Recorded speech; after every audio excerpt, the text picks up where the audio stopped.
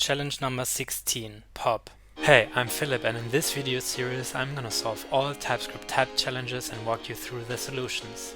Follow along if you wanna learn and become a TypeScript pro. Implement a generic pop T that takes an array T and returns an array without its last element. For example, array 1 ABCD is expected to be ABC, alright. We are gonna start with the test type.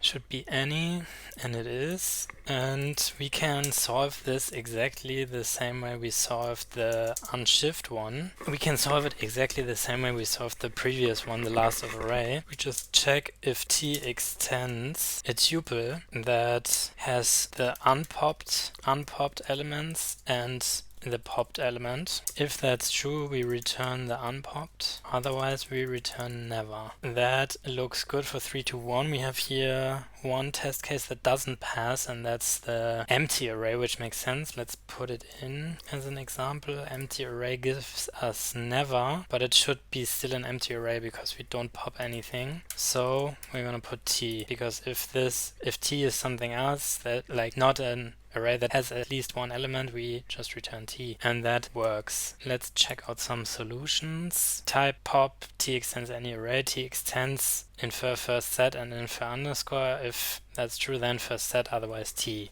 That's exactly our solution. Here we have it again. Empty array also works, yes. Alright, that was easy. If this video was helpful to you, please like and subscribe.